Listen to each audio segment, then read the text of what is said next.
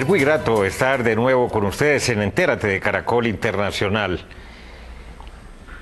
Con dos temas. El primero tiene que ver con el desastre, el terremoto del Ecuador, que seguramente va a terminar después de varios días cuando se haya descartado completamente la posibilidad de encontrar más seres humanos vivos, por lo menos en 500, 600 muertos. Hay quienes ubican esa cifra mucho más allá, porque hay demasiados desaparecidos, gente de la que no se sabe absolutamente nada, y hay sectores que quedaron totalmente colapsados, edificios en el suelo, casas que se cayeron estrepitosamente, gente que quedó atrapada debajo de los escombros, y hay lo que todos sabemos y hemos visto a través de la televisión y de las descripciones de la radio, una situación de emergencia, con escasez de algunos alimentos, necesidad de medicinas, por supuesto de agua, de frazadas, de colchones.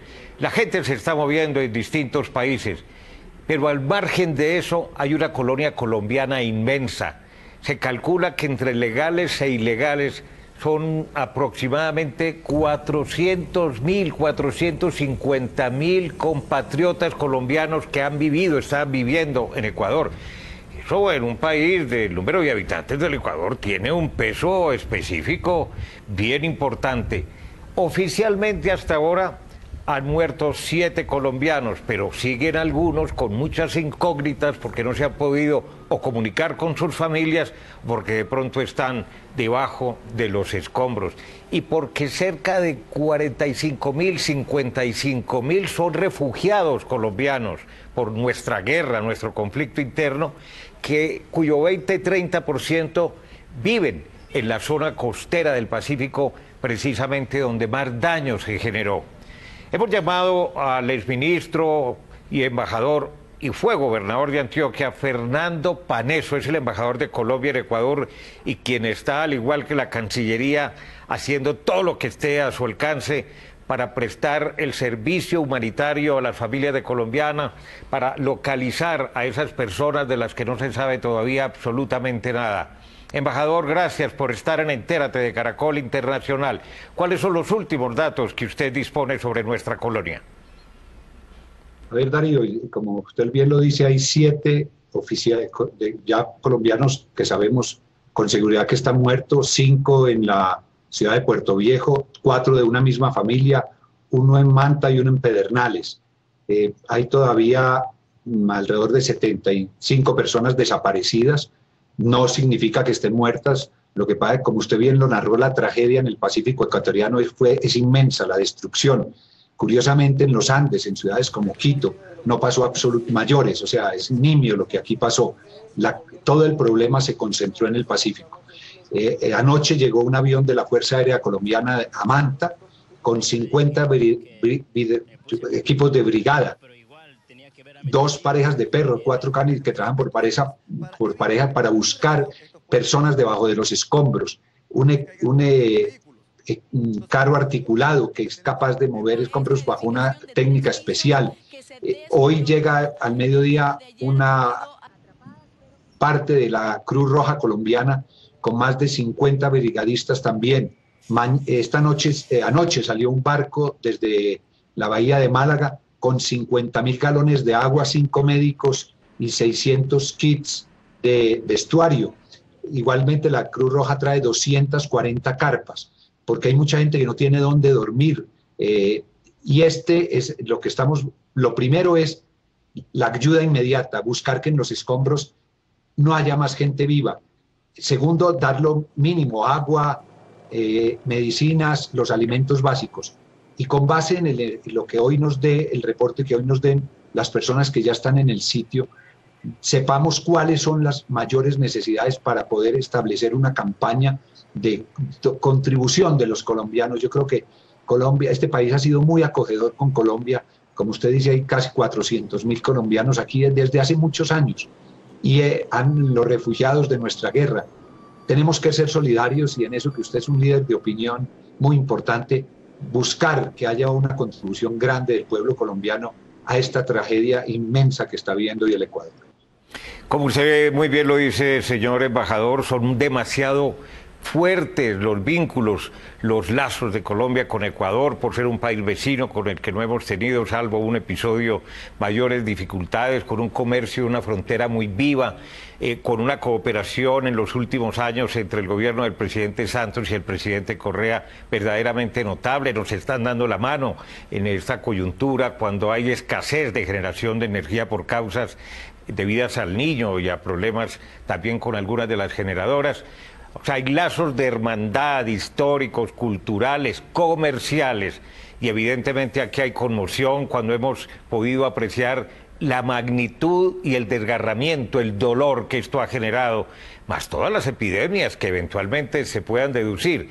¿Cómo colaborar? O sea, porque yo sé que, por ejemplo, el departamento de Antioquia en la fecha está saliendo también un contingente de brigadistas, cerca de 35.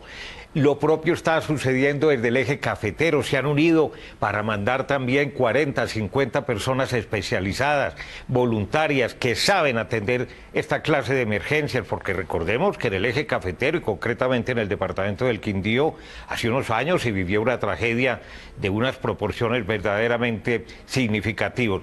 ¿Qué decirle a los colombianos, a los que nos están viendo en este momento a través de Caracol Internacional, que quieran hacer una consignación, que esa consignación sea segura, que llegue verdaderamente a los destinatarios, o que la gente pueda, ¿dónde llama para poder hacer su donación, bien de alimentos, bien de frazadas, de todo lo que se requiere en una emergencia? A ver, Darío, lo primero es nosotros hacer el censo de necesidades para que la ayuda sea dirigida a los que necesitan y lo que se necesita. En el transcurso del día, cuando ya lleguemos los primeros informes, entre otras, a las 2 de la tarde hay una reunión entre el presidente Santos y el director nacional de la policía para saber si es necesario otro contingente de la Fuerza Policial de Colombia para colaborar en todos los temas que allí se requieran de parte del gobierno ecuatoriano. Hoy, llamemos, es el primer día de análisis de la magnitud de la tragedia y de dónde están las mayores necesidades. La primera, como usted lo dice, fue en los equipos de brigada de rescate y de ver y de suplir las necesidades mínimas de alojamiento, agua, medicinas y alimentación. Ya después se hará la coordinación de cómo será la ayuda y bajo qué vías y mecanismos para que verdaderamente, como usted dice, llegue a los que necesitan y no se queden en la mitad. Es un llamado importante. Señor embajador, ¿qué va a pasar con los cuerpos de las víctimas colombianas, de las víctimas mortales? ¿Van a ser traídos a Colombia? ¿Los van a incinerar allá? A ver, como usted lo dijo, la historia de la relación colombo-ecuatoriana es pues de toda la historia, pero la migración colombiana a Ecuador es muy antigua. Aquí hay ya tercera generación de colombianos, de hijos de colombianos, y implica que aquí hay ya vínculos familiares, familias que viven en Ecuador. Ya será decisión de ellos, porque habrá muchos que los querrán enterrar aquí, donde están ya la gran mayoría de su familia. Entonces, esa es una decisión que tomaremos con ellos, y ya también hemos analizado, si ellos deciden repatriar el cadáver, cuál sería el mecanismo.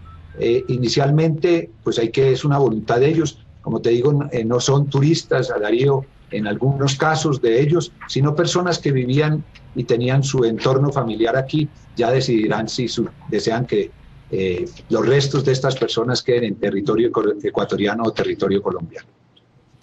Si en el mundo hay gente, colombianos, que quisieran preguntar por sus primos o por sus tíos o por sus parientes, ¿hay alguna línea, un número 1-800 en la Cancillería o en Quito o en alguno de los consulados realmente del Ecuador, donde la gente pueda llamar a preguntar por la suerte de sus seres queridos? Sí, Darío, nosotros inmediatamente después de que conocimos la magnitud de la tragedia, el Centro Integral de Atención al Ciudadano, que tiene la Cancillería 24 horas, lanzó la llamada de emergencia y generó un número que es, le voy a abusar de su nobleza de darlo despacio, 018.000 938 y 3 ceros. Repito, 018.000 938 y 3 ceros. Con eso le informo, a raíz de eso supimos de 139 colombianos en el momento inicial y en el día de ayer domingo que no aparecían, que la familia no podía tener contactos. De esos ya 64 se han podido localizar. Los otros estamos en ese proceso. Dios quiera que no estén fallecidos y es buscando. Lo que pasa es que como en estos sitios hubo tanta destrucción de viviendas, mucha gente se desplazó a otros lugares. La Cancillería ha decidido mandar un equipo de personas al Consulado de Guayaquil, que es la ciudad más importante de la región, para buscar el censo de los colombianos. Y aquí hago un llamado a los colombianos, y ahora que es Caracol Internacional, por favor, regístrense en los consulados. El subregistro de colombianos, ya lo decía, yo viví en Nueva York y en Turquía, los colombianos no se registran, y en una emergencia de estas es fundamental tener el listado de la dirección, teléfonos, y con eso facilita la búsqueda, porque arrancar uno solo con un nombre, empieza un proceso de buscar amigos, conocidos. Si la gente se registrara y ahora aprovechar este medio, facilitarían en cualquier emergencia encontrar a los seres queridos. Muchas gracias al embajador de Colombia en el Ecuador, al exministro y ex embajador también, Fernando Paneso Serna, aquí en Caracol Internacional. Y en segunditos vamos a tener al superintendente de Industria y Comercio, que realmente se ha convertido en un funcionario muy incómodo para unos empresarios inescrupulosos que han constituido de tiempo atrás lo que se llama carteles empresariales en los cuadernos, en los pañales, en el papel higiénico, en el azúcar y un montón de investigaciones que se han abierto en otros frentes. Ya se han dictado importantísimas resoluciones, algunas han quedado en firme, con multas multimillonarias que no tienen antecedentes en nuestro país. Pablo Felipe Robledo, superintendente, estará en segundos aquí en Entérate de Caracol Internacional. Regresamos en Entérate de Caracol Internacional con el superintendente de Industria y Comercio. Un manizalita, nació en Manizales, pero se crió en Pereira. Tenista a morir, hincha del Deportivo Pereira, porque la gente dice, ¿quién es Pablo Felipe Robledo? Que es el coco de algunos empresarios a quienes se atrevió a enfrentar, a investigar frente a denuncias recibidas que merecían alguna credibilidad por parte de los consumidores o por parte de algunos empleados de esos llamados carteles que pillándosela o que tuvieron temor, pues colaboraron con la superintendencia para que la superintendencia pudiera avanzar, formular pliegos de cargos, en algunos casos sancionar y en otros esperar a que termine precisamente lo que se llama el informe motivado por parte de los superintendentes delegados que adelantan la primera parte de la investigación. ¿Muchas amenazas, superintendente? No, ¿no? La verdad que no. La gente, yo creo, Darío, y los propios empresarios han entendido que esta tarea había que hacerla. Colombia estaba en mora de enfrentarse a un fenómeno universal como la cartelización empresarial, mientras en Estados Unidos, en Alemania, en los países europeos, desde el siglo XIX, 1880, 1890, se persigue y se sanciona la cartelización empresarial. El primer caso en Colombia no tiene más de 10 años de haberse investigado y sancionado, que fue en su momento el presunto cartel el cartel del arroz en el año 2005. Luego nuestra historia reciente 8 años, no tiene más de 10 años, muy importante en los últimos 4 o 5 años, y eso lo que muestra es que estamos llegando seguramente tarde a una lucha contra la cartelización empresarial, pero nunca es tarde en esta materia. Nunca es tarde. Bueno, ¿por qué sus antecesores no habían podido adelantar esas investigaciones de presuntos carteles que han existido desde hace muchísimos años? Usted menciona el caso de Estados Unidos y algunas naciones europeas desde el siglo pasado. Mira, ahí la historia hay que dividirla en dos. Aquí se sancionó en el anterior gobierno el cartel del arroz en el año 2005, el cartel del cacao en el 2009, el cartel del cemento en el 2010 y el cartel del azúcar también en el año 2010. Y en ese momento los superintendentes de entonces tomaron las decisiones sancionatorias que correspondían e impusieron las máximas sanciones. Que eran muy bajitas. Eran muy bajitas, plata de hoy 1.400 millones de pesos aproximadamente, lo que equivaldría a 2.000 salarios mínimos. Y en el año 2009 en adelante y en el año 2011 y sobre todo en el gobierno del presidente Juan Manuel Santos se ha desplegado una actividad de fortalecimiento a la Superintendencia de Industria y Comercio. 3 veces más presupuesto tenemos hoy que en el año 2010, 3 veces más gente que en el año 2010 y 50 veces, no 50%, 50 veces más capacidad sancionatoria, mientras, como le decía, en plata de hoy la máxima multa eran 1.400 millones, hoy son 70.000 millones de pesos, es decir, 50 veces más. Entonces, todo el mundo advertirá, Darío, que sí le queda más fácil al superintendente de ahora, con la superintendencia de ahora, tener los casos y tener las investigaciones que antes los otros superintendentes yo creo que estaban prácticamente en imposibilidad de hacer estas investigaciones y darle los resultados que le estamos dando al país en beneficio de los consumidores, del bienestar general de los consumidores, pero también en beneficio de los propios sectores empresariales, porque nadie, diríamos, ni siquiera hay una frase del presidente Franklin Delano Roosevelt que dice, ni el más cartelista de los cartelistas está de acuerdo con los carteles salvo el suyo. Eso lo que quiere decir que aún una empresa que esté cartelizada, si hay un cartel aguas arriba o aguas abajo, sufre muchísimo en su negocio por la existencia de los carteles. Luego, esta es una lucha a favor del pueblo colombiano, de la población más pobre, pero también de los propios empresarios. Bueno, pero la gente se pregunta, y sobre todo en un país como Colombia, con el poder presidencialista del Ejecutivo, y es que el presidente nunca lo ha llamado, porque es que a donde usted ha metido la mano son sectores muy poderosos, multimillonarios, gente que tiene un trato directo con el presidente Santos, o antes con su antecesor. ¿El presidente Santos nunca lo ha llamado a presionarlo? O a decirle, hombre, revisemos bien eso. No, el presidente nunca me ha llamado antes de una sanción, de una decisión de la superintendencia. El presidente, y creo que está en todo su derecho, porque yo tengo 2 jefes, la ministra de Comercio y el presidente de la República. Ella tampoco lo ha llamado antes de una sanción. Antes de una sanción, jamás. Ambos han llamado después, como corresponde, creo yo, como jefe de Estado y como ministra del sector al cual pertenece a la superintendencia, a buscar la información, a hacer unas preguntas para tener unas explicaciones del superintendente, fundamentalmente en relación con de qué se trata el caso.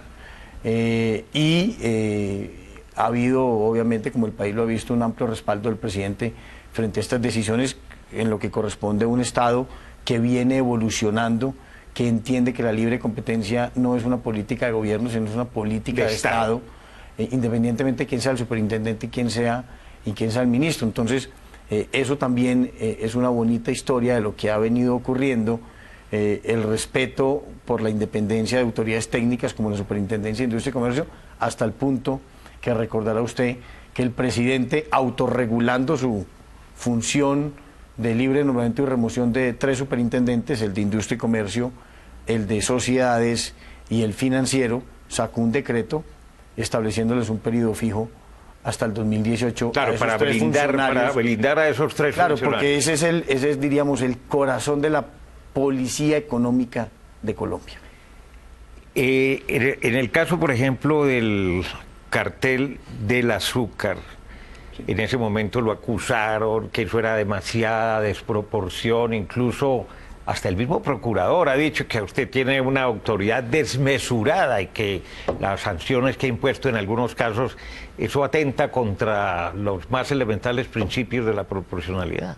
Pues primero, muy triste que el procurador diga eso o insinúe eso, porque es lo mismo que se predica de él.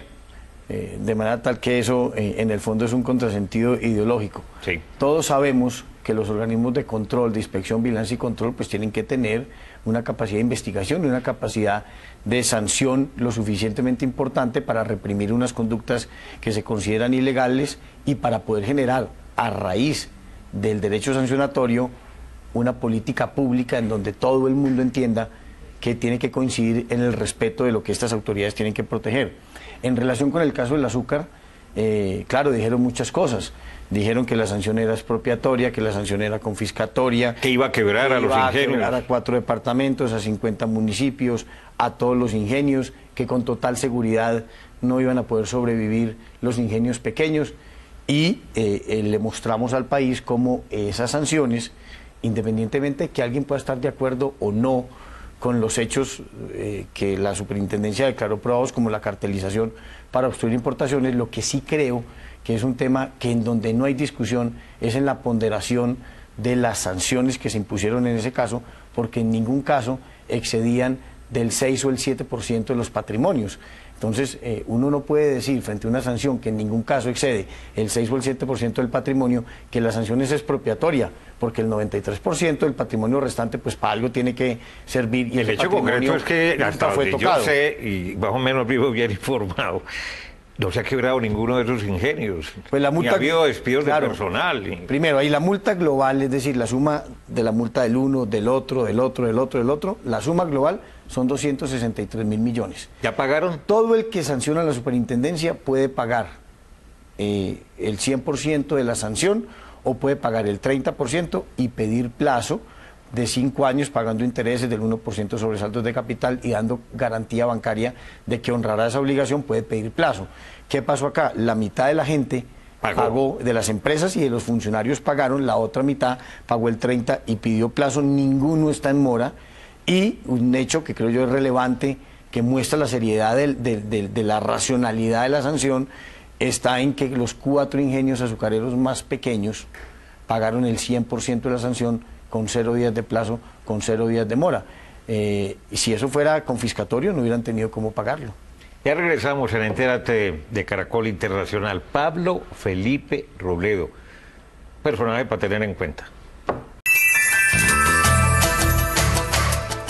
Regresamos en Entérate de Caracol Internacional con el superintendente de Industria y Comercio, Pablo Felipe Robledo, un funcionario que en este momento es objeto de admiración, de gratitud, de reconocimiento ciudadano y público por parte de la gente que ve con irritación e indignación como algunos, no todos, por supuesto, sectores y empresarios sin escrúpulos y sin ninguna consideración por la gente y por la gente más necesitada, por la gente más pobre, pues se pusieron de acuerdo entre sí para fijar los precios y aumentar sus ganancias y sus utilidades. ¿Y por qué no bajarán los precios? Algunos de ellos que ya admitieron, incluso un grupo como Familia pidió perdón, pero eso es suficiente fuera de pagar una multa. Pues mire, por el lado de la superintendencia tiene que investigar esas conductas, si hay lugar a sancionarlas, las sanciona, si hay lugar a exoneraciones, exonera. Porque ha habido ambas. Claro, hay unas investigaciones en la superintendencia, el presunto cartel de los cuadernos, papel higiénico, pañales, en donde algunas de las empresas a las que les formulamos pliego de cargos, incluso antes de la formulación del pliego de cargos, suscribieron acuerdos de colaboración con la superintendencia, confesaron, diríamos, la conducta que se estaba investigando y adjuntaron pruebas para robustecer las investigaciones de la superintendencia. Pero diríamos, nosotros investigamos, si hay lugar a sancionar, sancionamos, y si hay lugar a exonerar, exoneramos. Lo que las empresas hagan, ya en el marco de la recuperación eventualmente... Como de su responsabilidad social. De su imagen, de la recuperación de sus marcas por temas de responsabilidad social, pues bienvenido. Pero yo le puedo contar, por ejemplo, en el presunto cartel del papel higiénico en Chile, que tuvo como origen la investigación colombiana, allá la Fiscalía Económica de Chile le formuló pliego de cargos a CMPC y a SCA, que son también 2 jugadores del mercado colombiano y allá también están comprometidos en actos de presunta cartelización. También ellos incluso fueron delatores. Y Eliodoro Maté es el dueño es un empresario muy importante en Chile, dueño de CMPC, y como suscribió acuerdos de colaboración con la Fiscalía Económica de Chile, en donde va a tener una exoneración del pago del 100% de la eventual sanción, como ocurre en todos los países del mundo civilizados cuando hay empresas delatoras que llegan de primero. Él, por ejemplo, le ha anunciado al pueblo chileno que lo que se ahorre en sanciones vía exoneración lo va a dar en obras de beneficencia, en producto. Luego, esas cosas hay que mirarlas con agrado, hay que valorarlas positivamente, pero están en el ámbito privado, diríamos, de las empresas involucradas en actos de cartelización o de presunta cartelización. Doctor Robledo, ¿Cómo ha funcionado lo de los delatores? ¿Eso llaman, mandan una carta, cuando se ven cogidos automáticamente? Pues hay dos tipos de delaciones. O sea, recordemos que el delator no es un denunciante, el delator es una empresa que hace parte del presunto cartel empresarial y decide colaborar. Entonces, o sea, que es parte del amangualamiento, de la concertación ilegal de lo que se trata. Y entonces hay dos delaciones. Una en donde hay gente que llega a la autoridad de competencia sin saber si la están investigando o no, sencillamente dice, cuenta. Algún día puedo llegar a ser descubierto, y cuenta. Y es muy importante por eso el beneficio que le da el Estado al primero del 100%, porque de lo que se trata es de tener por lo menos una delación. Y el otro es ya alguien que sabe que está siendo investigado. ¿Por qué? Porque ya fue visitado, la superintendencia ya cogió sus computadores, sus correos electrónicos, etcétera, etcétera. Entonces dice, al parecer nos cogieron, venga a ver, yo más bien voy a colaborar en vez de oponerme a la investigación. Pero ese sistema de delación, Darío, y el país tiene que entender eso, y por eso es que yo he hecho un llamado a los empresarios a que, si están involucrados en actos de cartelización, que cuenten, y quieren recibir beneficios del Estado, si quieren tener del otro lado un Estado clemente con ellos, pues que también colaboren y delaten. 3 de cada 4 carteles empresariales en el mundo es detectado gracias o con la ayuda de empresas delatoras involucradas en los actos de cartelización. Por eso es tan importante auspiciar y dar a conocer este instrumento. De lo que se trata es finalmente que saneemos nuestra economía de la existencia de carteles empresariales. Bueno, qué bueno que ya Colombia tenga unas superintendencias fuertes, poderosas, con dientes, que persigan a esos otros delincuentes de cuello blanco. Superintendente, muy amable. A usted, Darío, muy amable. Recuerden que ustedes pueden seguirnos en Twitter a través de nuestra cuenta @enteratecaracol. También puede escribirnos a través del correo electrónico enterate@caracoltv.com.co. Visite nuestra página web www.noticiascaracol.com/entérate. Allí podrá acceder a todos nuestros capítulos completos y los espero como siempre la próxima semana.